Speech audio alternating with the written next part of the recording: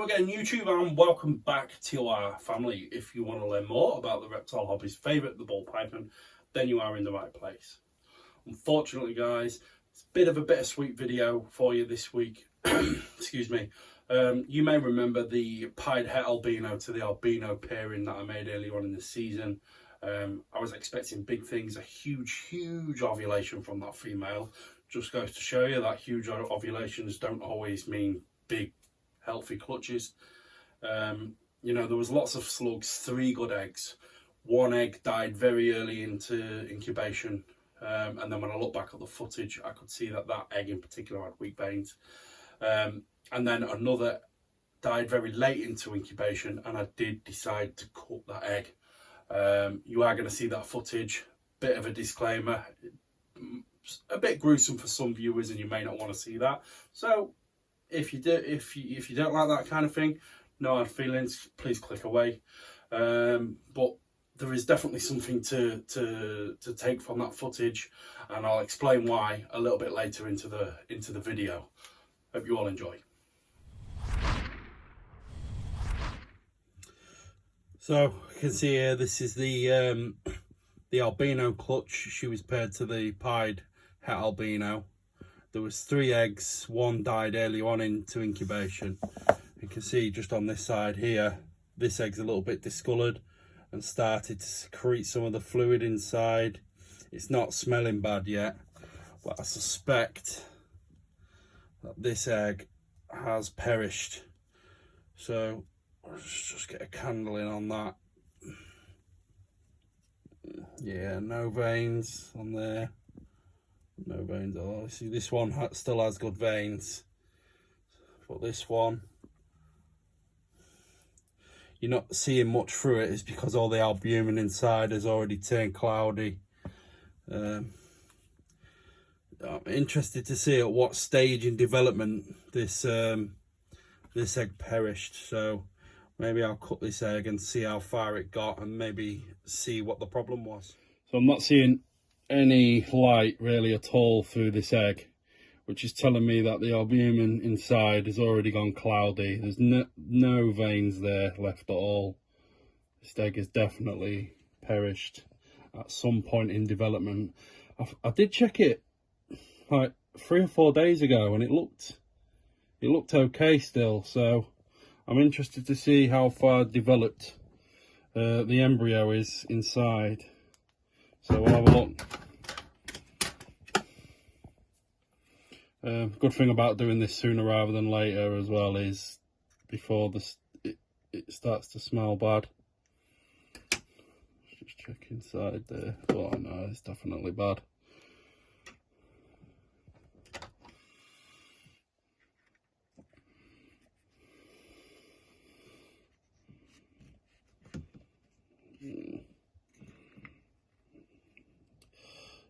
See, there is a snake in there, but for some reason or another, it's not developed.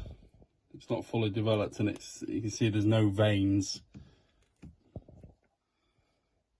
Yeah, it's a shame. It looked like it would have been a pretty snake. It's not got its colouring yet. It's a shame. Let's see how badly underdeveloped it is. In terms of development, it looks like the snake is where it should be. There's the head. Oh yeah, so there it is. So the snake has no eyes, a deformed head. I think in this stage of in development, it shouldn't look like that.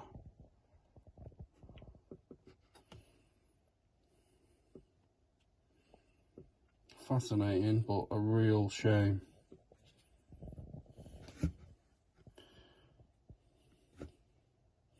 It does look like there's something interesting going on with the pattern, but obviously we can't really determine that because this has not got its colour in or its pattern yet.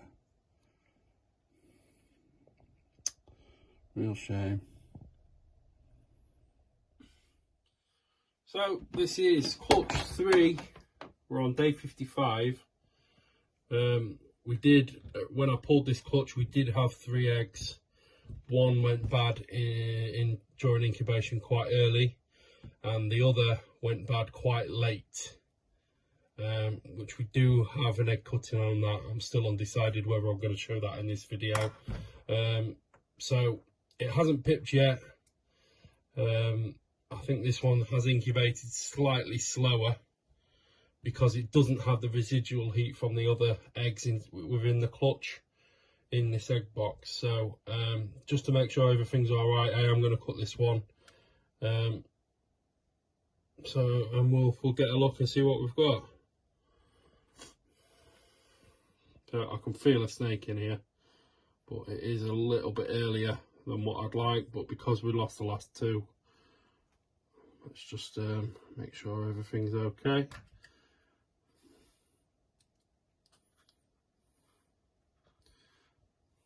This was the albino paired to the pied het albino, if I didn't already mention. So I'm hoping for an albino, a visual albino in this.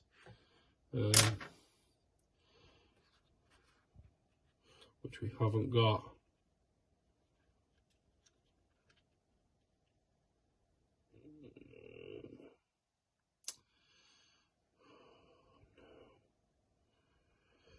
Got a snake in here with no eyes. Doesn't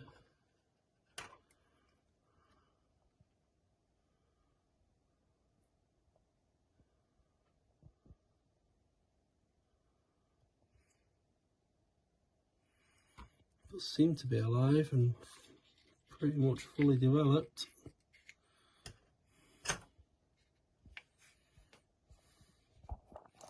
Something not quite right there with its head, and I think it is kinked.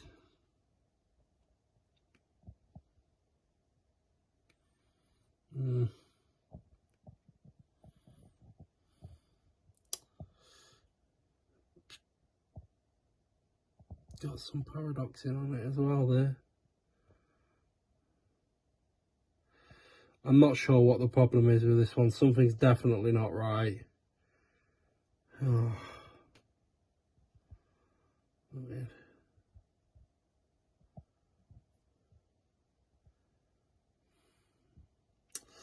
But all I can do with this one is just leave it and see if it makes it. It's got no eyes, and for some reason its mouth's open.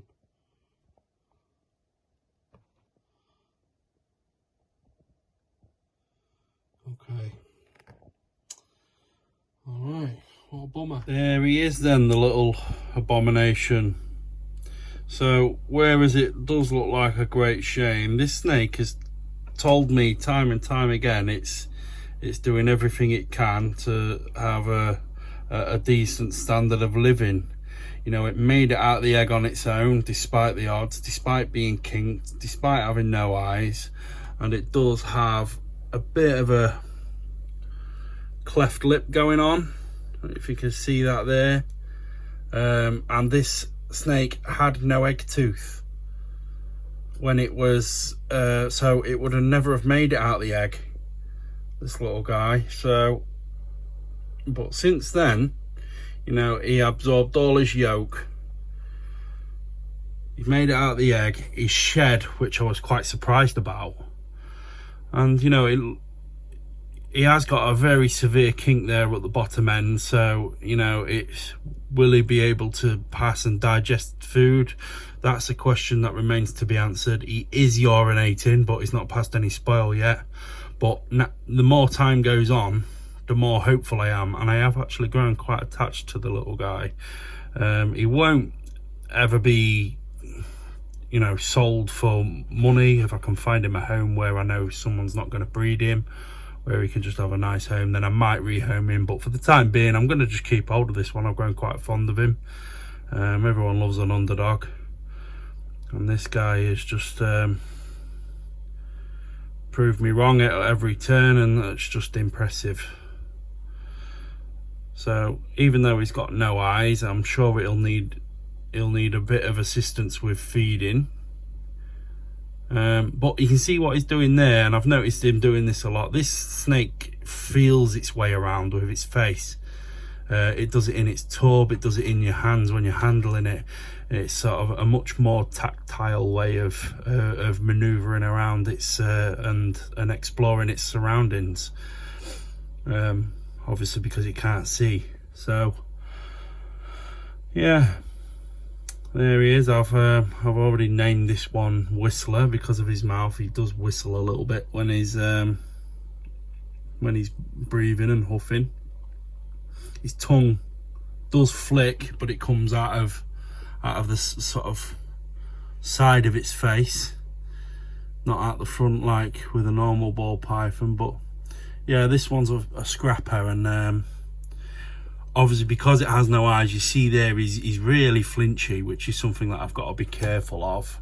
It's quite easy to start all this one, but yeah, there he is. He'll always have a home with me as long as he continues to thrive and do well. And the more time goes on, the more I think he will. The only question that remains now is, will he be able to pass food through this kinked section, which I'm hopeful of. What a character. There it is, guys. That's your lot for this one. I am already busy editing another video from another clutch that I've had out recently. You may have seen spoilers for that or teasers for that on my Instagram and Facebook. So stay tuned for that one. This topic, I just wanted to share that with you guys. And if you do have eggs that are pass, if you can catch it before the smell goes bad, have a look inside the egg if you can stomach it. If I hadn't cut that egg and seen the deformed head of that snake that passed away, then I wouldn't have cut that egg when I did, which might well have resulted in that egg, that snake dying. So I did cut the egg, and I just gave that one a fighting chance, and you can see the problems that it was dealing with. It deserved that fighting chance, and so far it continues to do well. I haven't offered it food yet. I will do that over the next couple of days, and I will keep you guys updated with Whistler, the abomination. Thank you very much for watching, guys. I hope you all enjoyed that. I'll see you on the next one. Thank you.